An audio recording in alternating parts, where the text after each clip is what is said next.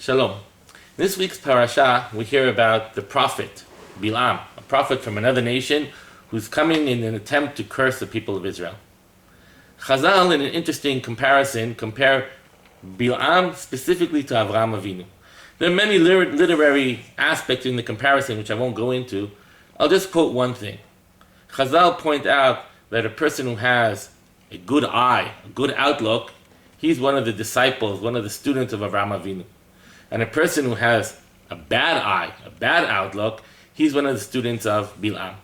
I think the basis of this comparison is very rooted in the Tanakh itself, in the Torah itself.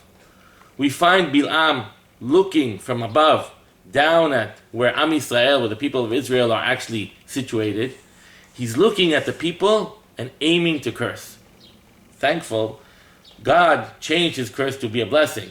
But his attempt is looking and then cursing.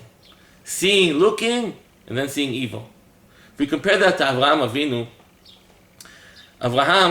Abraham did something else. God comes to him and tells him the people of Sodom are evil and he wants to destroy them. And Avraham says, really? They're evil? Aren't there 50 people who are good? Maybe 40? Maybe 30? Maybe just 10? And only when God says not even 10 are there, Avraham is silent and Sodom indeed gets destroyed. But even the day after Sodom was destroyed, comes Avraham Avinu. He stands in a high place and sadly looks down at Sodom. Sadly looks at the place where he couldn't save them. Avraham Avinu is looking at Sodom, the place that is so evil that God himself decided to destroy. But he's still searching for the good. He still feels empathy, sympathy to the people who are evil. That is Ayin Tovah. Ayin Tovah is looking at people you don't agree with and still seeing the good. Bilam is looking at people and seeing the bad. Avraham has the good eye, has the action of always trying to find the good, even in people who might be totally evil, while Bilam is the other way around. He's looking at the people of Israel, the chosen nation of God, and he's looking for evil. Chazal tell us, try to be the good.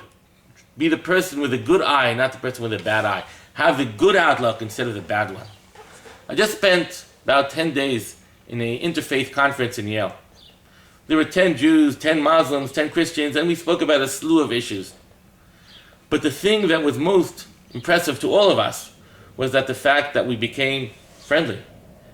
And that changed the perspective of how we spoke about. Whatever topic we spoke about, could have been a religious topic, a political topic, we spoke about it differently because we became friendly, because we had a relationship, because we started looking at each other as people, and therefore we had the good eye to search at other things.